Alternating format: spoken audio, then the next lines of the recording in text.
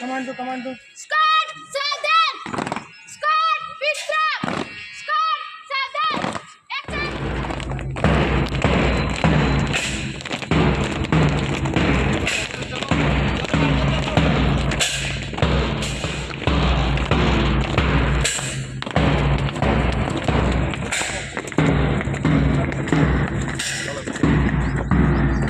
લઈ લેજો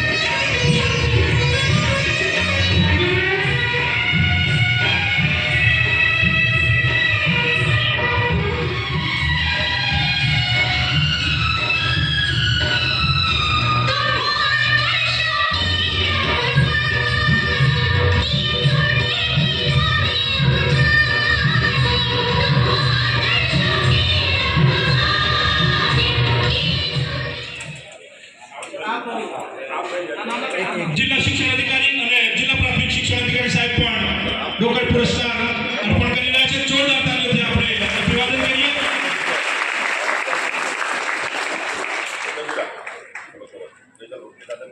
શિક્ષણ વિભાગ ગાંધીનગર, જીપીઆરટી ગાંધીનગર પ્રેરિત જિલ્લા શિક્ષણ અને તાલીમ ભવન સંતરામપુરાએ આયોજિત 10મા એજ્યુકેશન ઇનોવેશન ફેસ્ટિવલમાં ઉપસ્થિત માન્ય બાયજલ અધિકારી કડાના નેક્સ્ટ રાઉન્ડ તાળીઓના વરસાદથી માન્ય ડીપી સાહેબનો હજી છે ત્યારે ફરી એકવાર પુનઃ જોરદાર તાળીઓના વરસાદથી આપણે પણ એની સાથે સહભાગી થઈએ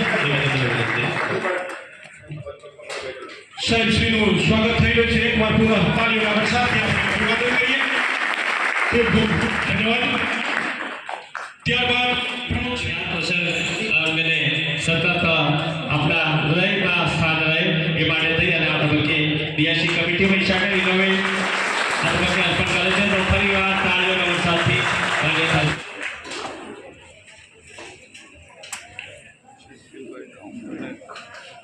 ભારતીય જનતા પાર્ટી શ્રી કાળુભાઈ ડામોર સાહેબનું સ્વાગત કરવા માટે વિનંતી કરું છું. શિક્ષણ વિભાગ ગુજરાત સરકાર જીસીઆરટી ગાંધીનગર પ્રેરિત જિલ્લા શિક્ષણ અને તાલીમ ભવન સંતરામપુર આયોજિત 10મા એજ્યુકેશનલ ઇનોવેશન ફેસ્ટિવલમાં કક્ષાના પ્રતિનિધિશ્રીઓ, તમામ બીઆરસી કોર્ડિનેટર, સીઆરસી કોર્ડિનેટર અને તાલુકાના ટીપીઓ શ્રી,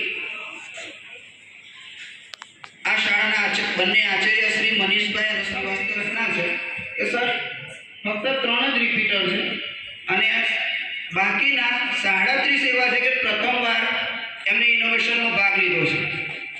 અને મહાનુભાવોના વરદ હસ્તે એનું વિમોચન થાય એવી નમ્ર વિનંતી છે.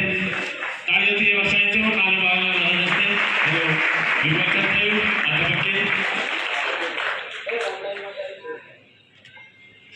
ખૂબ ખૂબ આભાર. સૌ મહાનુભાવોના આ તબક્કે ખૂબ ખૂબ આભાર આપણે વ્યક્ત કરીએ છીએ કે તેમના વરદ હસ્તે અભિનવ બુકલેટનું વિમોચન થયું.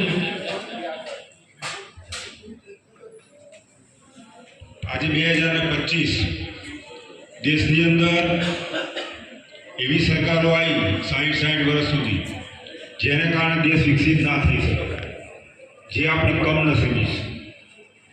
અને આપણા હાલના વડાપ્રધાન મોદી સાહેબ જ્યારે સીએમ હતા. સૌને નમસ્કાર.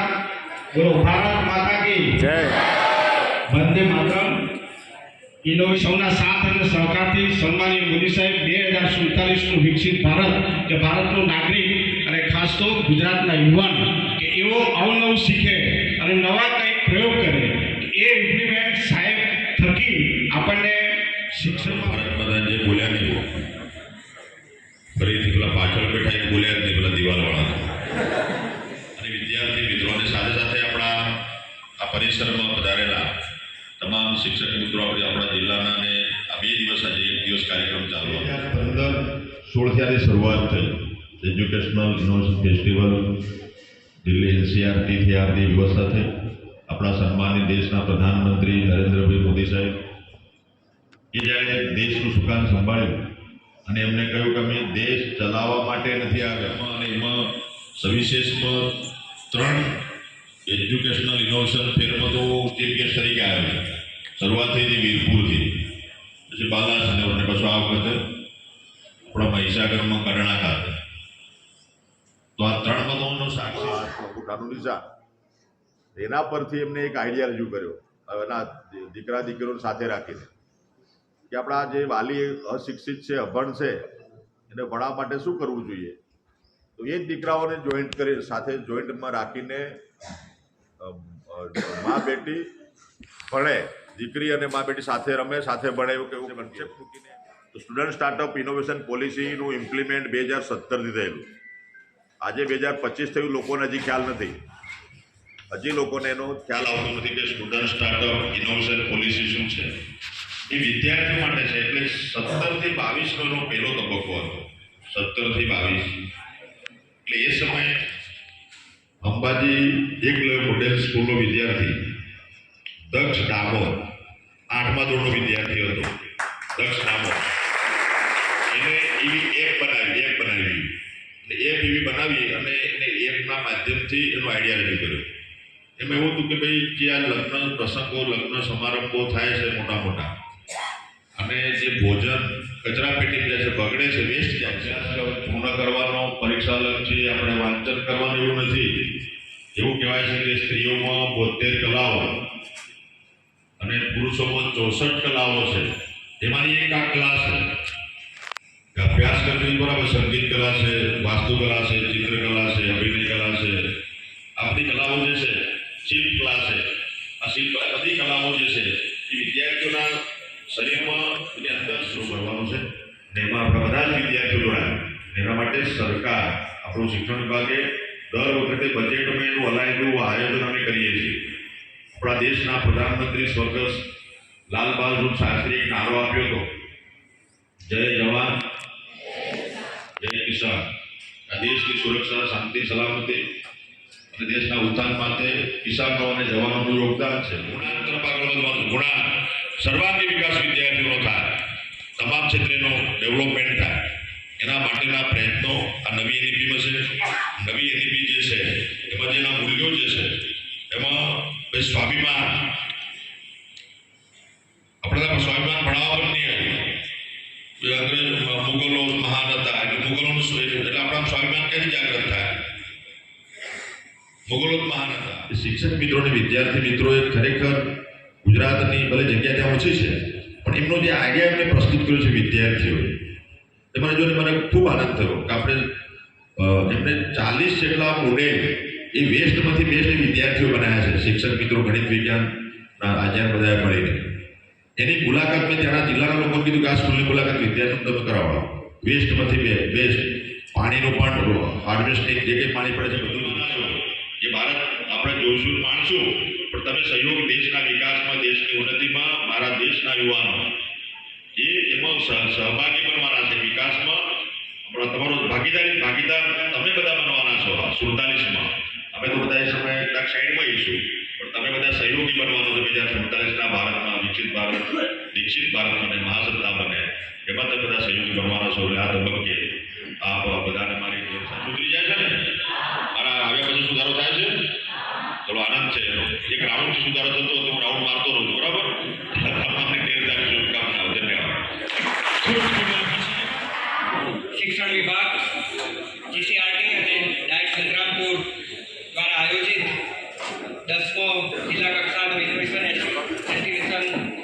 એજ્યુકેશનલ ઇનોવેશન ફેસ્ટિવલમાં ઉપસ્થિત ગુજરાત સરકારના અને આપણા ઘરના કહી શકાય તેવા માન્ય કેબિનેટ મંત્રી શ્રી પ્રોફેસર ડૉક્ટર